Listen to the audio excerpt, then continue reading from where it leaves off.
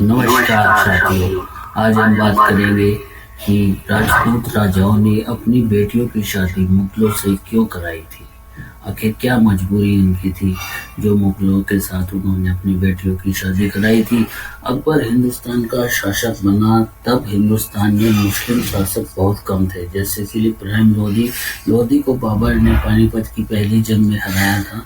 खैर, बाबर का शासनकाल ज्यादा दिन नहीं चल पाया और बाबर की असमय मृत्यु के बाद हुमायूं हिंदुस्तान का शासक बना।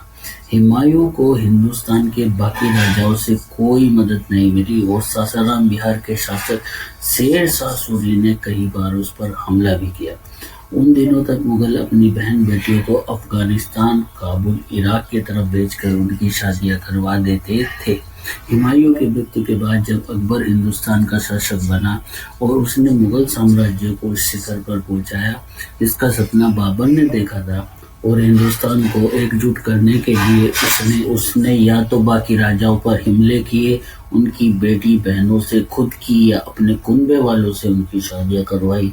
लेकिन अकबर की वो बादशाह था जिसने अपनी बहन बेटियों की शादी पर पाबंदी लगवानी शुरू की ताकि उसे किसी के सामने सर न झुकाना पड़े। दूसरी बात, अगर मुगलों की कोई बहन बेटी अगर दूसरे राज्य की बहू बन जाती है, भविष्य में उस राज्य से मुगलों के संबंध खराब हो जाते हैं। वो चाहकर भी राज्य पर हमला नहीं कर सकते क्योंकि बहन बेटी वहां पर अब बंधक जैसे हैं। अकबर ने रानी के भतीजे मान सिंह को अपने दरबार में कुछ पद पर रखा था, लेकिन उसका दूसरा कारण था। मुगल सम्राटों ने राजपूतों के साथ वैवाहिक संबंध स्थापित करके एक राजनीतिक संबंध बनाया जिसके माध्यम से वे अपनी सत्ता को मजबूत रख सकते थे।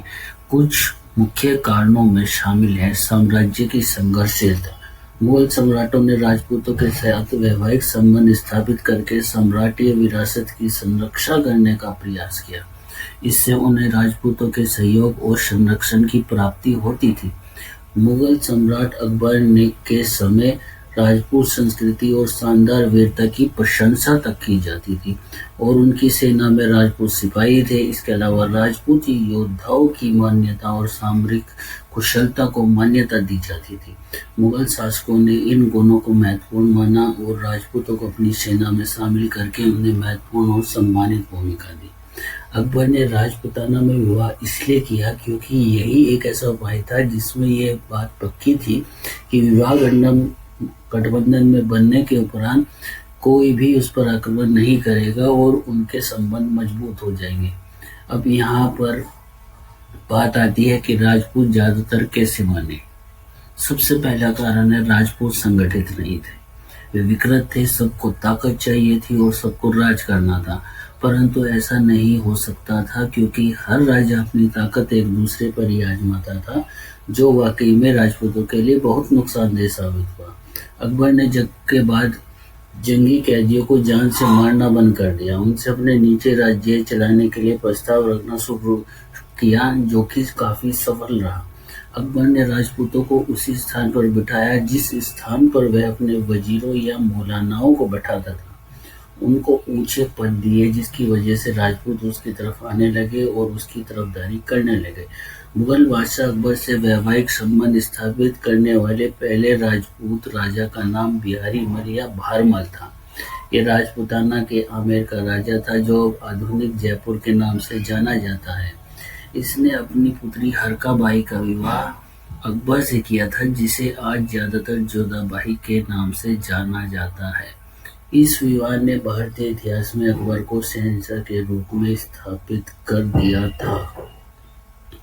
जब अकबर ने साम्राज्य विस्तार के लिए राजपूताना के राजाओं को उसकी बादशाह कबूल करने का संदेश भेजा, तब अधिकांश राजपूत राजाओं ने इसे चुनौती की तरह लिया और वे अकबर से युद्ध करने लगे। लेकिन राजा बिहारी मल इस धमकी से इतना डर गया, उसने अकबर की बादशाहत कबूल कर ली, साथ ही अपनी पुत्री का विवाह भी अकबर से कर दिया। इसके पीछे बिहारी मल की सोच यह थी कि जब अकबर उसका दामाद बन जाएगा तो वो कभी भी भूल कर आमेर पर हमला नहीं करेगा। लेकिन इस विवाह ने अकबर के मुगल साम्राज्य के लिए नींव के पत्थर की तरह काम किया। जब आमेर जैसा मजबूत राज्य अकबर की शरण में चला गया तो ज्यादातर छोटे राजपूत राजा भी देखा देखी अकबर की शरण में पहुंच गए। इस तरह अकबर बिना लड़े झगड़े ही हिंदुस्तान का शहंशाह बन गया। जो एक दो राजपूत राजा अकबर के विरुद्ध बचे थे उनके खिलाफ अकबर ने इन्हीं राजपूतों का उपयोग किया। उदाहरण के तौर पर हम देख सकते हैं महाराणा प्रताप के विरुद्ध अकबर ने इन्हीं बिहारी मल के पोते मानसिंह का उपयोग किया था। इन दोनों के बीच हल्दी घाटी का युद्ध हुआ था जिसमें जीत मानसिंह की हुई, लेकिन इसे अकबर की जीत कहा न कि मानसिंह की। इसे अकबर की जीत कहा गया न कि मानसिंह की। मुगल राजा वैवाहिक संबंधों पर एक नज़र डालेंगे तो काफी लंबी फहरिस्त हो जाएगी और यहाँ पर अगर इन सबको व्याख्या में करूँ तो बहुत लंबी वीडियो बन जाएगी, इसलिए एक मैं थोड़ा सा नज़र इस पे डलवा देता हूँ। ठीक है सर। ये आखिरी जो शादी हुई थी कछुआ आमेर 30 जुलाई 1981 आमेर चंद की बेटी औरंगजेब के काम बख्श से हुई थी।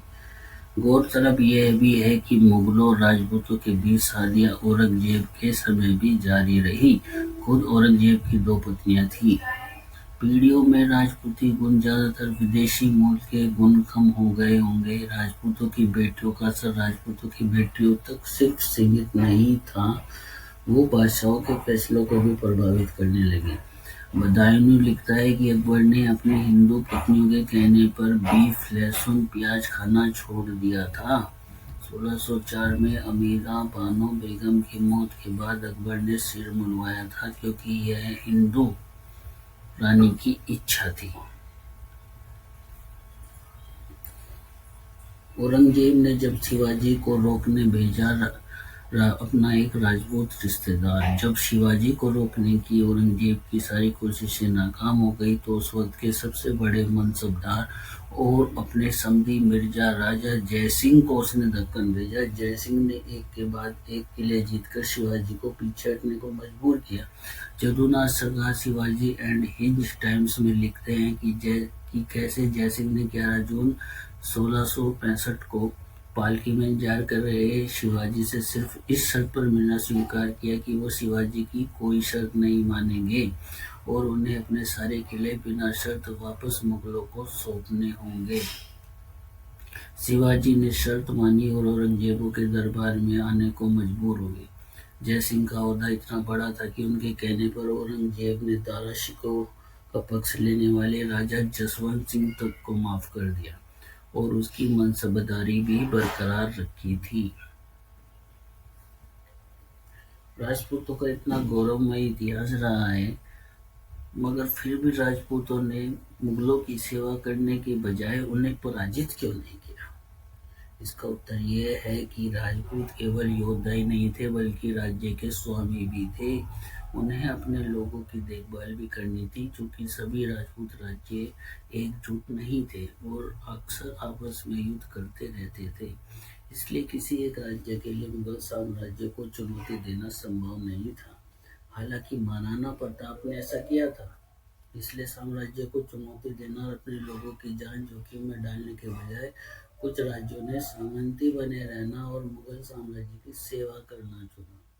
उस समय वास्तव में ये अच्छा ही होगा कि वे एक राज्य एक इस्लामी सम्राट के हाथों में पड़ने के बजाय एक राजपूत शासक के अधीन थे।